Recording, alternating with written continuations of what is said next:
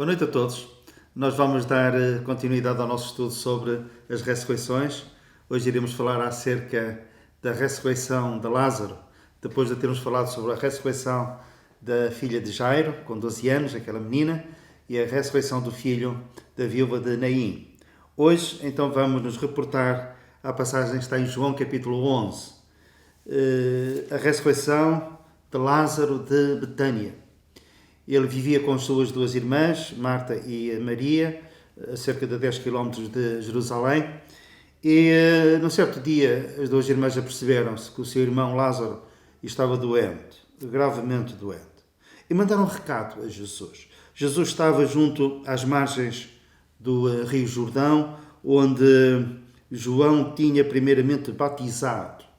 Eles foram ter com ele ali. E o recado era muito simples.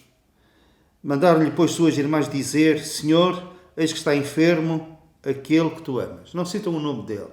Não era necessário. Havia uma grande amizade entre Jesus e aquela família. E de uma forma muito particular com Lázaro. Aquele que tu amas está doente. E Jesus sabia quem era o seu amigo que estava doente. Aquele que ele amava. Aquele que ele tinha uma consideração e uma amizade muito particular em relação não somente às suas irmãs, como também em relação a Lázaro. Mas aconteceu algo. Jesus ouviu este recado e continuou no mesmo sítio, no mesmo lugar. E ao fim de 2 dias, ele disse aos seus discípulos: vamos ter com Lázaro. Lázaro morreu. O que é que os discípulos pensaram naquela altura? Nós não sabemos, mas sabemos o que é que as suas irmãs pensaram. Quando Jesus chegou, não passados 2 dias, mas passados 4 dias. É que Jesus recebeu o recado, esperou 2 dias e depois, numa viagem a pé, mesmo que fosse a pé, que demorasse 1 dia, Jesus demorou 2 dias. Parece que ele não tinha pressa. E não tinha mesmo pressa nenhuma. E quando chegou a Betânia, as duas irmãs, Marta e Maria, disseram-lhe uma coisa. Separadamente, mas disseram a mesma coisa. Elas tinham falado, elas tinham trocado impressões, elas tinham conversado. E com certeza que nessa conversa havia desapontamento, havia frustração. Então Jesus vinha aqui a casa, nós cozinhávamos para ele, nós ouvíamos,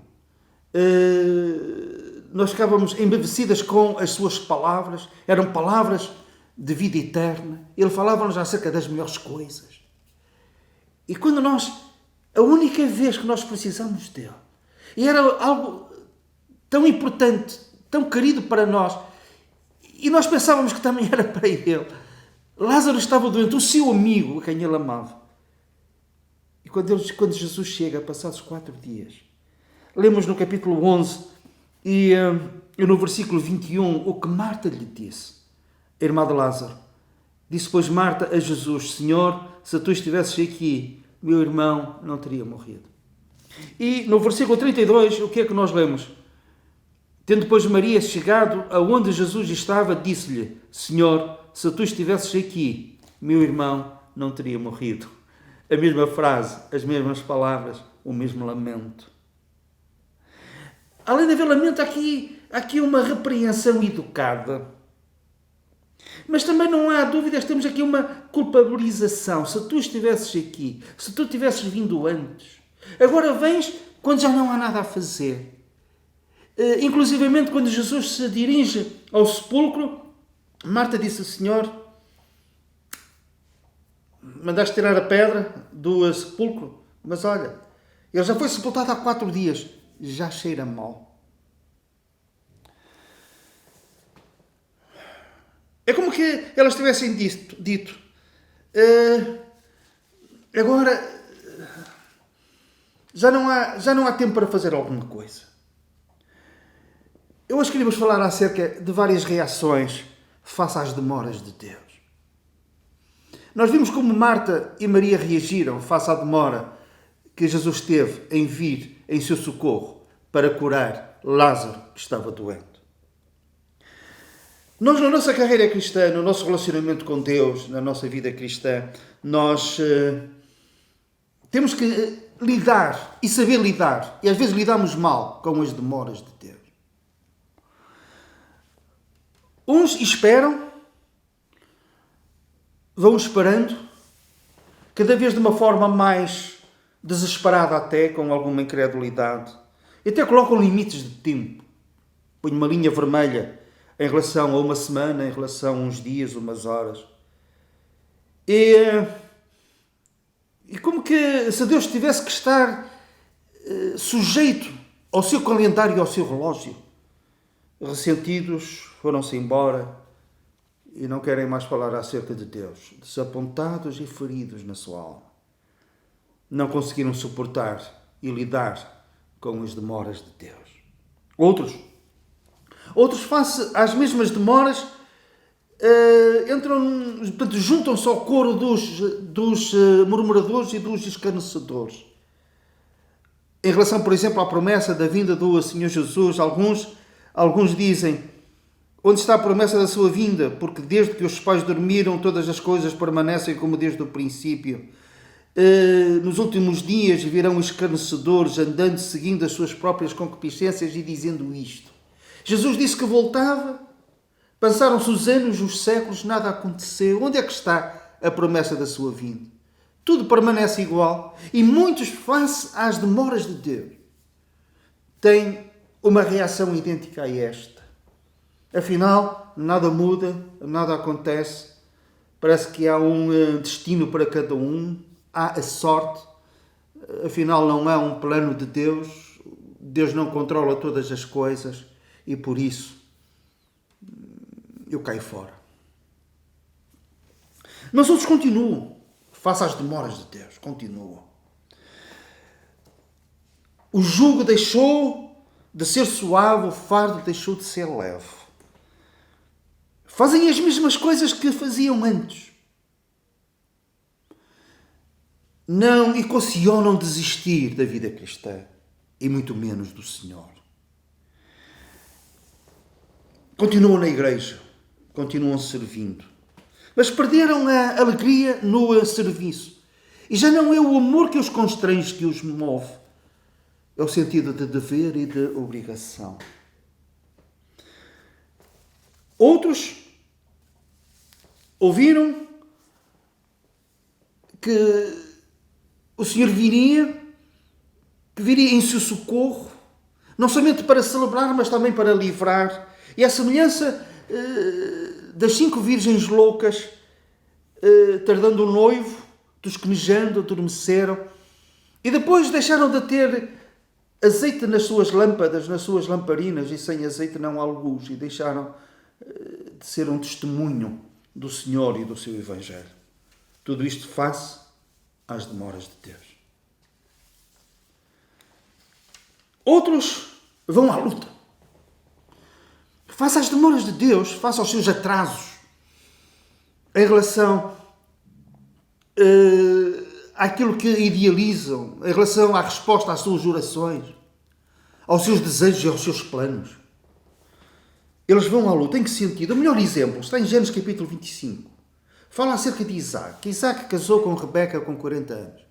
E depois de se relacionar com ela sexualmente, ele percebeu-se, e ela também, que Rebeca era estéril. E nós vemos que, face a esta situação, ele orou, estou a ser textual, ele orou instantaneamente ao Senhor para que Rebeca concebesse. E nós lemos que Rebeca concebeu, e em vez de um filho até teve 2, Esaú e Jacó.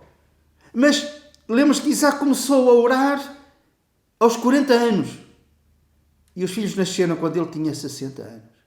Isto significa que durante 20 anos ele enfrentou as demoras de Deus. Não desistiu. E as suas orações não diminuíram de frequência nem de intensidade. Durante 20 anos ele orou instantaneamente ao Senhor, todos os dias, no seu pensamento. Audivelmente. Ia para o campo, ia para os montes. Qual era o principal motivo das suas orações? Senhor, que Rebeca conceba. Eu quero ter filhos da Rebeca. Perante as demoras do Senhor. Em relação a Isaac, nós podemos citar aquele versículo: se ele tardar, espera-o, porque ele virá. E ele veio trazendo livramento. E concedendo aquilo que Isaac e Rebeca tanto almejaram, tanto desejaram durante 20 anos. Outros, e este é o melhor exemplo de todos, até porque o melhor vinho fica sempre ao fim. E nós vemos o melhor exemplo de todos em Hebreus, capítulo 11. Porquê que é o melhor exemplo de todos? Porque a Bíblia diz, se ele tardar, virá. Mas vamos ser realistas. Em certas situações, o Senhor não vem. E os Lázaros desta vida têm adoecido. E orações têm sido feitas. Recados têm sido enviados para o trono da graça de Deus. E as irmãs, e os filhos, e as esposas, e os maridos têm que chorar os seus mortos, a partida dos seus entes queridos. Isto transportando-nos para a passagem da ressurreição de Lázaro. E os Lázaros não ressuscitam. Ressuscitarão um dia, mas não passados 4 dias.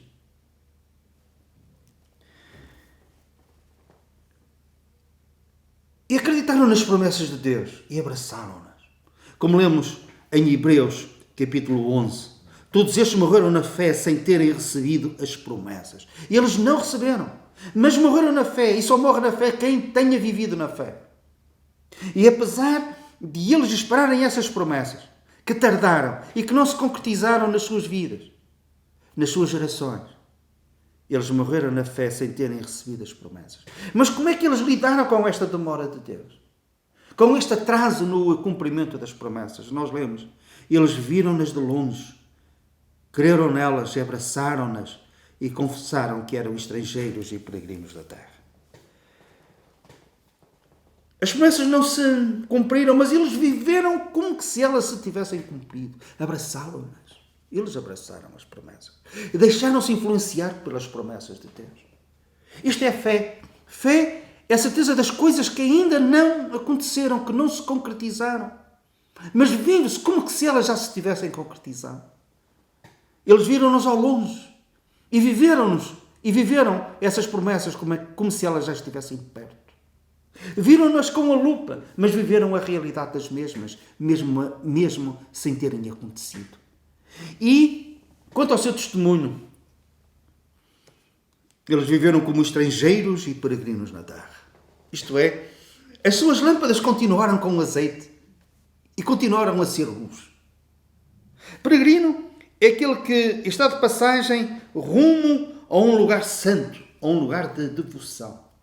E eles confessaram que eram peregrinos, que estavam neste mundo de passagem, rumo a um lugar santo, à presença de Deus, ao céu. Eles confessaram que eram forasteiros. Forasteiro é aquele que não pertence à terra. A sua pátria é outra. E eles confessaram que a sua pátria era uma pátria celestial. Pensaram e buscaram as coisas que eram de cima e viveram como peregrinos e como forasteiros. Mesmo sem as promessas se terem cumprido. Esta é a melhor maneira de nós lidarmos com as demoras de Deus. Ele virá. E Ele tem vindo. E na sua hora, no seu tempo, Ele virá. E nada vai impedir a sua vinda. Nada vai impedir o seu livramento. Nada vai impedir o poder que Ele tem de mudar as coisas e as pessoas. Ele está no controle dos céus e da terra. Os seus reinam. E em relação ao seu povo, o seu controle e o seu cuidado é constante. Todos os cabelos da nossa cabeça estão contados e nem um simples passarinho cai na terra sem a permissão do nosso Pai que está nos céus. E nós valemos mais do que muitos passarinhos.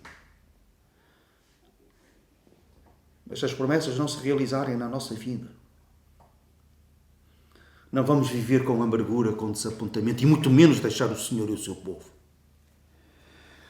Que o Senhor nos dê a graça e dá, se nós a apropriarmos, para que apesar das promessas esperadas e que ainda não vieram, e se nós partirmos, que partamos, que morramos na fé, porque continuamos a viver na fé, Porque em relação a essas promessas, nós vimos-las ao longe, abraçámo-las e elas influenciaram a nossa vida. E nós fomos peregrinos e forasteiros na terra. E o versículo que eu gostaria de deixar convosco foi aquele que, quando Marta disse a Jesus, advertiu-o, dizendo: Senhor, mandaste tirar a pedra do sepulcro. Cuidado, Lázaro já foi sepultado há 4 dias. Já cheira mal. E Jesus disse-lhe: se tu creres, verás a glória de Deus. E nós cremos. E um dia veremos a glória de Deus.